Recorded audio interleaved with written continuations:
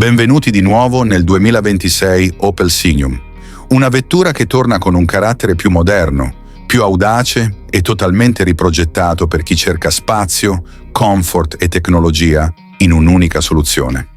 Oggi vi porto una recensione completa, analizzando l'esterno, l'interno, le prestazioni e una panoramica sui prezzi. Mettetevi comodi, perché questo nuovo Signum ha molto da offrire e potrebbe sorprendervi. Il design esterno del 2026 Opel Signum fa subito capire che non si tratta di una semplice vettura familiare.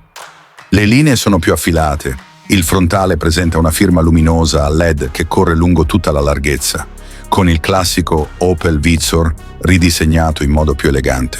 Le proporzioni sono state aggiornate per dare più presenza su strada. Cofano leggermente più lungo, fiancate modellate e un posteriore con fanali tridimensionali che offrono un look premium. I cerchi in lega disponibili fino a 20 pollici completano un profilo che combina sportività e funzionalità. È una vettura che si fa notare senza esagerare. Passando all'interno, il nuovo Signum porta avanti la filosofia Opel del comfort intelligente. Appena seduti, si nota subito il nuovo Pure Panel, un grande display digitale composto da 2 schermi integrati che forniscono tutte le informazioni in modo chiaro e intuitivo. I materiali sono stati migliorati, con superfici morbide al tatto, inserti in alluminio spazzolato e un'illuminazione ambientale che rende l'abitacolo più sofisticato.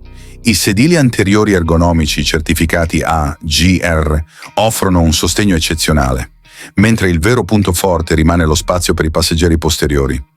Il sistema FlexSpace permette di regolare individualmente i sedili per ottenere più spazio per le gambe o maggiore capacità di carico. Per le famiglie e per chi viaggia spesso è una comodità impagabile. Per quanto riguarda le prestazioni, il 2026 Signum offre diverse motorizzazioni, incluse varianti mild hybrid, ibride plug-in e una nuova versione completamente elettrica, pensata per chi vuole efficienza e basse emissioni. La versione plug-in offre una potenza combinata che garantisce accelerazioni fluide e un'autonomia elettrica molto utile per gli spostamenti quotidiani. Le sospensioni sono state regolate per migliorare il comfort sulle lunghe distanze, mantenendo comunque una buona precisione di guida. L'insonorizzazione è stata migliorata e anche a velocità elevate l'abitacolo rimane silenzioso. Il Signum non punta ad essere un'auto sportiva estrema, ma offre un equilibrio perfetto tra comfort e reattività. Parlando di prezzi, il nuovo Opel Signum del 2026 parte da una fascia competitiva, rendendolo accessibile rispetto ad altre vetture premium del segmento. Naturalmente il costo può aumentare a seconda della motorizzazione e degli optional scelti, come il pacchetto tecnologia avanzata, il tetto panoramico o gli interni in pelle. In ogni caso, considerando lo spazio, la tecnologia e la qualità dell'esperienza di guida, il rapporto qualità-prezzo rimane uno dei suoi punti più forti. Questo era il nostro approfondimento sul 2026 Opel Signum, una vettura che torna con ambizione e tante novità.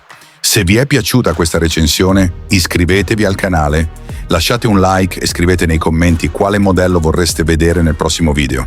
A presto con un'altra recensione automobilistica.